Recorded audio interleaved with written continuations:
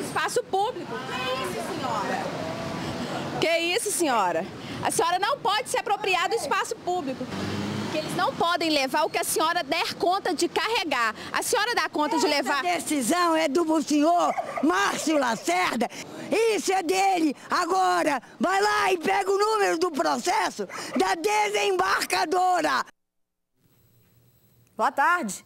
Esta mulher montou a casa dela numa calçada no centro da capital e solta os cachorros e agressividade em quem chega perto, como a nossa equipe que foi checar a denúncia.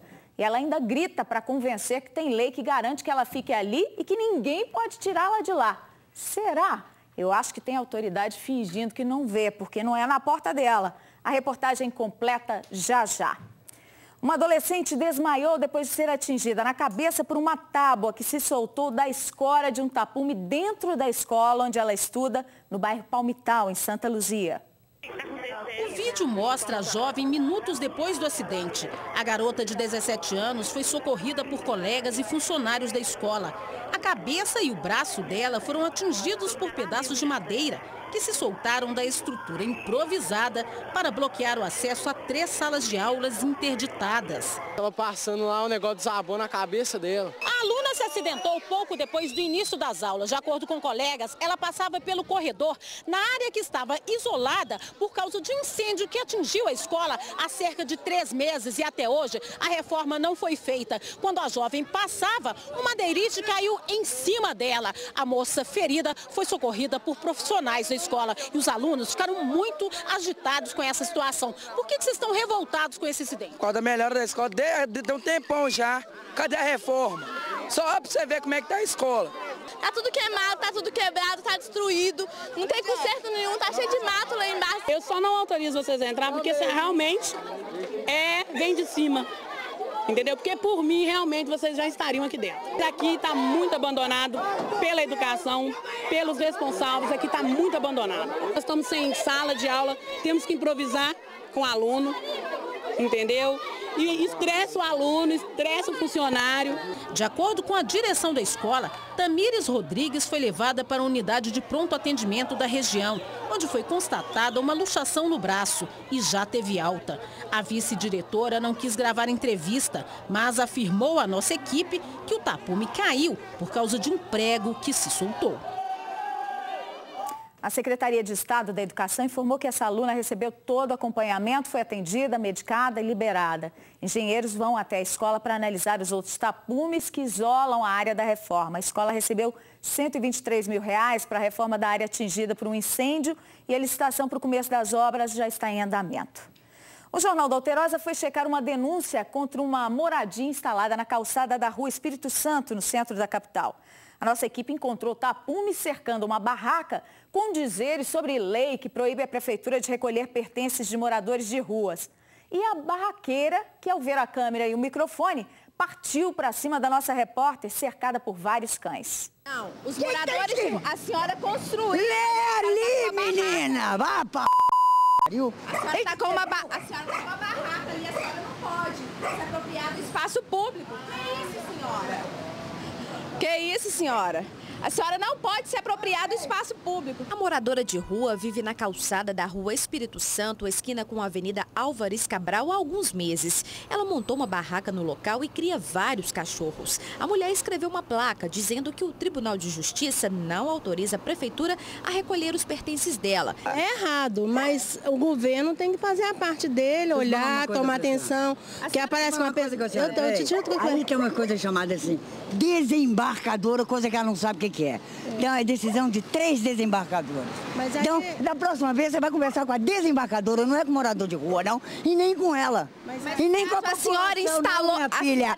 Conversa com a desembarcadora. A Justiça proibiu o município e o Estado de retirarem objetos pessoais necessários à sobrevivência dos mendigos, como cobertores, roupas e remédios. Mas o que eles não podem fazer é instalar moradias nos espaços públicos, nem atrapalhar o vai e vem dos pedestres. Que eles não podem levar o que a senhora der conta de carregar. A senhora dá conta de levar... Essa decisão é do senhor Márcio Lacerda. Isso é dele. Agora, vai lá e pega o número do processo da desembarcadora. Estamos vivendo um estado de direitos distorcidos. Todo mundo tem direito à moradia, mas ninguém tem direito de montar moradia em espaço público ou na porta da casa de alguém ou do comércio dos outros. Reparem que essa mulher instalou a barraca com tapumes num recuo da calçada, onde realmente não atrapalha a passagem dos pedestres. Então tá ok? Pode ficar? Claro que não. Ali não é lote, é entrada de uma agência bancária. E se ela pode, aí um monte de outras pessoas podem querer também. Vira mais uma ocupação irregular na cidade. Está faltando bom senso e não é dela não, porque ela não tem, precisa de intervenção de saúde pública, assistência social e polícia também, porque é muito agressiva. Fez coisa pior que nós não mostramos aqui em respeito à nossa repórter. Está faltando bom senso é da justiça, que com suas decisões e demoras em tomar decisões, permite esse tipo de atitude, engessa as ações da prefeitura para remover quem promove ocupações desse tipo. E também dos senhores políticos está faltando bom senso. São os responsáveis por criar leis neste país que não acordaram para essa desordem que nós estamos vivendo. Terra do cada um interpreta as leis como bem entende. E isso não pode continuar. Bom, a prefeitura nos informou que tem consciência dessa situação, dessa mulher, e que tem ido lá frequentemente para tentar retirá-la do local, mas que ela resiste em sair da rua. Nós vamos continuar falando disso, o TV Verdade também, logo depois da propaganda eleitoral, vai falar desse caso. Agora, olha um outro fato que mostra bem a realidade de direitos distorcidos. Invasores de terrenos resolvem protestar contra ordens de despejo e fecham o trânsito em várias vias de cidades da Grande BH, prejudicando a vida dos outros cidadãos. Veja o que aconteceu no Padre Eustáquio nessa manhã.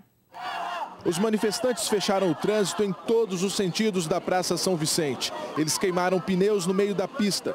O batalhão de choque da PM foi acionado. O protesto foi feito por integrantes da ocupação Guarani Kaiowá de Contagem. A gente está fazendo essa manifestação para poder tentar negociação com o Estado e com as prefeituras para não ter mais despejo forçado igual eles tentaram fazer lá no Isidório. Então, a gente que nós moramos em ocupação e nós não vamos aceitar o despejo sem uma alternativa digna para as pessoas. Quem estava no trânsito enfrentou um baita transtorno.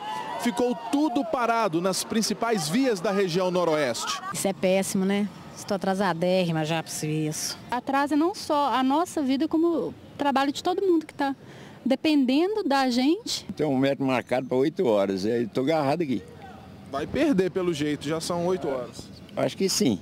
Quem precisava seguir de ônibus para o trabalho ficou muito irritado. Lutar é o direito deles, mas Deus que faz uma luta, que atrapalha todo mundo aí. Como é que você vai trabalhar? Eu só estou a pé. Eu vou a pé para quê? Tanta gente está aí para poder trabalhar, o trânsito parado, tem horário. Você grávida e está com quantos meses? Eu estou de 8. E não é fácil fazer essa caminhada, né? Não é, não. Telespectadores afetados pelos protestos nas várias cidades da Grande BH nos mandaram mensagens e imagens. Olha essa aí, é do promotor de vendas Magno Moreira, que estava indo para o trabalho quando se deparou com a manifestação na Avenida Antônio Carlos, em frente ao FMG. Os manifestantes ocuparam as duas faixas da avenida. E para proibir a passagem de veículos, eles colocaram até fogo em lixo e cavaletes também de campanha política. A polícia tentou negociar com os manifestantes para liberar as pistas. Mande para nós, você também, imagens de fatos que presenciar, flagrantes, coisas curiosas, pelo WhatsApp 8814-1360, código 31. Pode também ligar para falar conosco no 3237-6085, código 31. O batalhão Rotan da PM apreendeu armas importadas de poder de fogo impressionante durante uma operação na região norte da capital, onde a criminalidade tem assustado moradores e comerciantes. Uma das ocorrências chamou a atenção dos policiais por causa das armas recolhidas. Uma submetralhadora com silenciador e um fuzil 762 de fabricação húngara. As armas foram encontradas no aglomerado Vila Nova Esperança. O transeunte pediu para ter a identidade preservada, é lógico. Nos chamou e relatou que na data de ontem à noite ele visualizou um indivíduo guardando uma sacola preta num determinado local abandonado. Nos deu mais ou menos uma referência desse local, nós deslocamos até lá e localizamos essa sacola. Dentro dessa sacola nós fomos surpreendidos com esse armamento aí, desse calibre potente aí. A grande preocupação do batalhão Rotan é que outros fuzis como este estejam em poder da bandidagem, já que a arma tem alto poder de destruição. O nosso colete, por exemplo, ele é um colete de nível de proteção 2. Ele não suporta um disparo dessa arma. Então, nós temos que nos acautelar ainda mais durante nossas abordagens. É um tipo de armamento que vem de fora. Todas as duas armas são importadas, uma de fabricação americana e outra de fabricação húngara. Sabe-se lá a facilidade que eles têm para entrar com isso no país. Então, chama atenção em todos os aspectos. Como que foi chegar aqui, como que está chegando ao alcance dos marginais da área nossa, realmente chama atenção. Um motorista parado numa blitz em Belo Horizonte acabou preso porque se apresentou como guarda municipal com uma carteira falsa. Foi pela validade da carteira que a polícia descobriu a fraude. No sistema do Detran, a CNH do motociclista já havia vencido no ano passado. Mas no documento falso, a data apresentada era de 2017. Segundo os militares, a categoria da habilitação também estava adulterada. A verdadeira é só para a categoria de moto. E essa já era moto e carro. Como ele precisava viajar urgente, e a carteira dele já tinha sido vencida, já estava vencida em 2013, ele comprou para viajar. De acordo com a polícia, Alberto Ferreira Alves Júnior, de 28 anos, disse que comprou a carteira em uma autoescola de Ribeirão das Neves por R$ 2.500.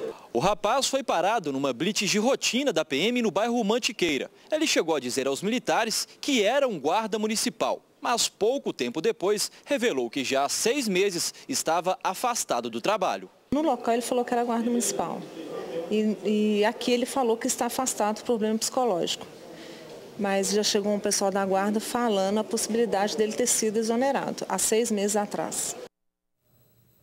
5 armas, munição, drogas, vários celulares e produtos eletrônicos foram apreendidos na casa de um jovem no bairro Padre Eustáquio, em BH. Preso junto com um amigo, ele disse que comprou armamento influenciado por videogames para brincar de polícia e ladrão e que morre de medo de assaltos. A mesa da delegacia ficou cheia, diversos celulares, câmera fotográfica, dinheiro, munição, porções de maconha e haxixe e cachimbos. Além disso tudo, ainda 5 armas. Todo o material foi apreendido na casa de Alício César Moreira França, de 21 anos.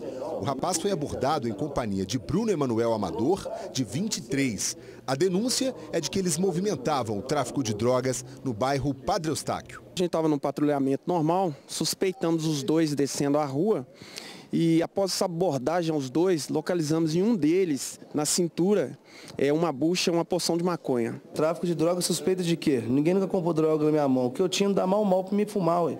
O suspeito, que junto ao amigo tem passagens pela polícia por tráfico e roubo, contou que trocou uma motocicleta em uma das armas e ainda tentou justificar todo o armamento que tinha em casa. Muito videogame, revólver, entendeu? Vai brincar de criança, polícia, ladrão. Então isso tudo influenciou, entendeu? Porque eu nunca vivi de crime, nunca assaltei ninguém, nunca trafiquei, entendeu? Isso aí foi mais fascino com a arma mesmo. Todas de calibre pequeno mesmo, né? Mas é para segurança, que meu bairro é um dos bairros mais íntimos de assalto, entendeu? Eu tenho pai e mãe idosos dentro de casa, e esse ladrão ali em casa, eu meto bala mesmo.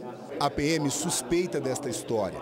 Os militares esperam uma investigação da Polícia Civil que pode apontar os presos como possíveis autores de assaltos no bairro Padre Eustáquio.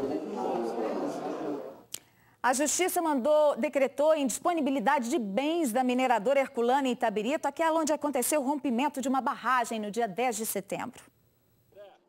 A decisão também atinge os sócios da empresa, atendendo a um pedido do Ministério Público. O objetivo da medida é garantir a recuperação e indenização dos danos causados pela tragédia. Segundo o juiz da comarca da cidade, embora seja de porte considerável, a Herculano Mineração tem patrimônio pequeno em relação ao dano provocado e as consequências dele. Em contrapartida, os donos têm patrimônio estimável. As causas do desastre ambiental ainda estão sendo investigadas. Segundo os promotores, o acidente ocorreu devido a irregularidades na gestão ambiental e da disposição ilegal de rejeitos em local que deveria estar desativado. Toneladas de rejeitos mataram 3 trabalhadores e ainda atingiram o Ribeirão do Silva. Estão sendo estudadas quais medidas são mais adequadas para reparar os impactos. Alerta para a ameaça de falta d'água com a seca da nascente principal do Rio São Francisco. É a primeira vez na história que a principal fonte do maior rio integralmente brasileiro para de correr. O Comitê da Bacia do Velho Chico já fala em racionamento. Nesta semana, o Jornal da Alterosa vem mostrando as consequências no norte de Minas da seca grave que assola a região sudeste brasileira e mostramos que o leito do Rio São Francisco está seco em vários trechos. Em Pirapora, o vapor Benjamin Guimarães está parado há 2 meses, sem poder navegar por causa do baixo nível da água. Os prejuízos também pescadores, agricultores de cidades ribeirinhas. Reservatórios de usinas estão em situação crítica. A de Três Marias está com apenas 5,7% da capacidade. O maior curso d'água que nasce e deságua em território nacional se estende por 2.700 quilômetros em 5 estados brasileiros, incluindo Minas Gerais. A bacia hidrográfica alcança 504 municípios, incluindo cidades de Goiás e o Distrito Federal. O comitê que cuida da conservação dele anunciou que terão de ser adotadas imediatamente medidas para promover o uso racional da água do rio e cobra do governo a revisão das outorgas de água e do funcionamento das hidrelétricas. E olha a situação, 15 áreas de preservação ambiental estão pegando fogo no estado neste momento, fora os outros 3.383 focos de incêndio detectados só neste mês, 1.000 a mais que no mesmo período do ano passado. Quando as labaredas tomam conta da vegetação, a situação é triste.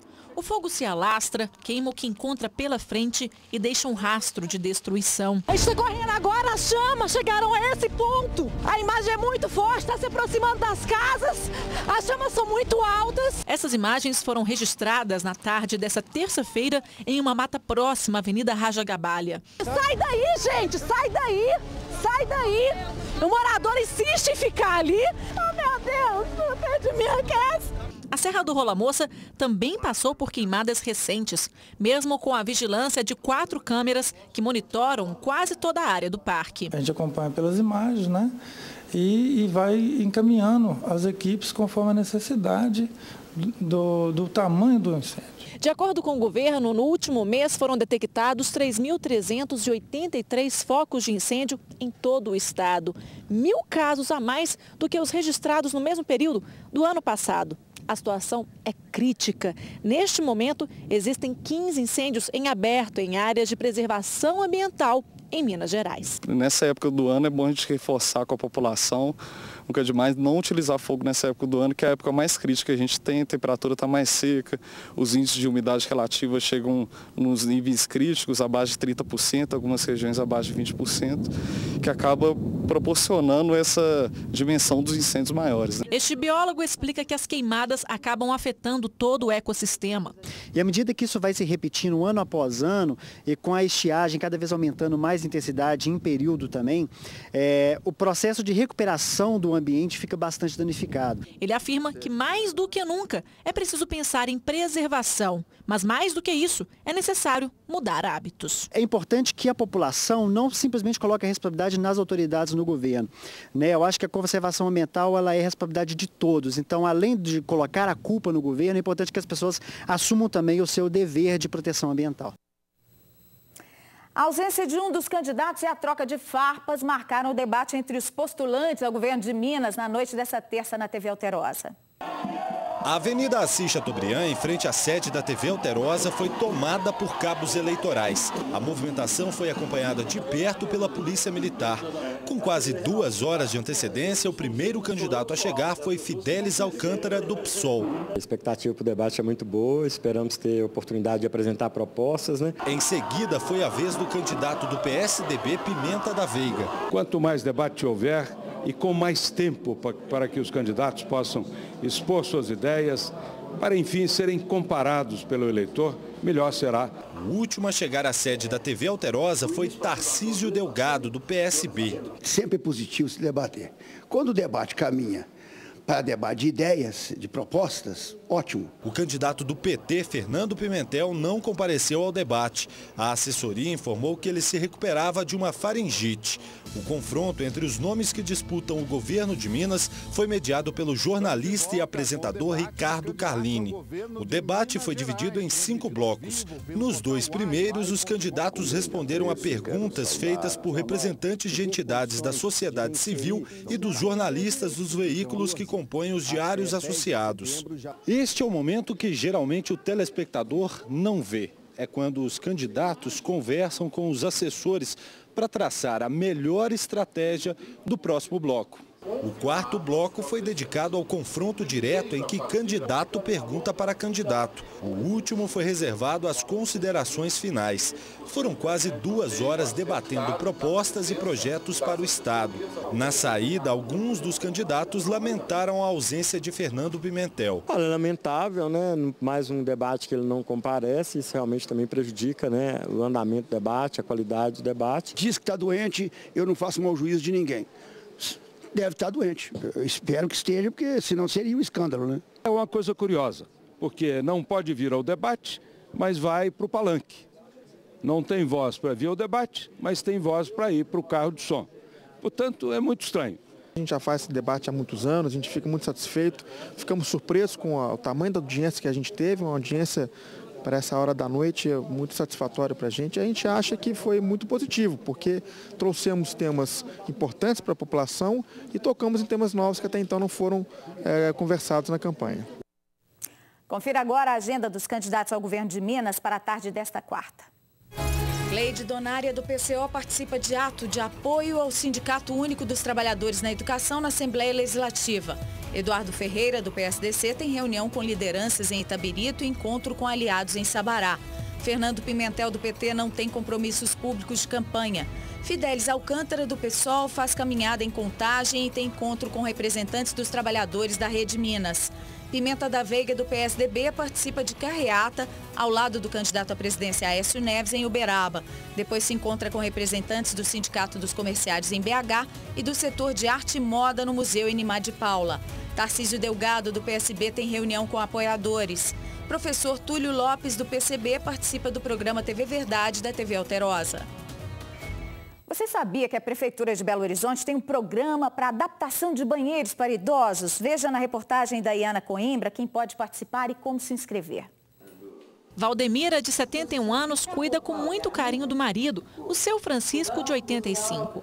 A dona de casa enxerga pouco e há alguns anos o vigia aposentado perdeu a perna esquerda por causa de uma trombose. A locomoção dos dois é complicada, por isso eles mostram com orgulho a estrela da casa, o banheiro novo adaptado. Era um banheiro, como diz o outro, só entijolado, ele ainda bastante estragado ainda, que a gente não tinha podido arrumar direitinho, mas agora a gente está satisfeito. O local foi todo reformado. Além das barras de segurança e do assento para ajudar no banho, ele foi revestido e ganhou louças novas. O casal foi um dos 115 beneficiados pelo kit banheiro, projeto desenvolvido por esta engenheira da Prefeitura. Para receber o benefício, o imóvel precisa ser próprio e a renda limitada a um salário mínimo por morador. Além disso, é preciso passar por uma triagem. A gente priorizou nesse momento os idosos residentes em áreas CRAS, que são os Centros de Referência de Assistência Social, e a gente também prioriza a questão da renda. A ideia é estender o projeto para mais 600 famílias nos próximos 2 anos. Os interessados podem procurar a Coordenadoria dos Direitos da Pessoa Idosa. Um dos grandes desafios do Brasil é trabalhar na direção do envelhecimento digno e ativo. E não tem como ter dignidade se uma queda pode te colocar na cama. O nosso sonho, o nosso desejo é que isso seja expandido para o restante da casa. Você pode pedir a inclusão no programa Casa Segura pelos telefones 3277-4460 ou 3277-4646, código 30.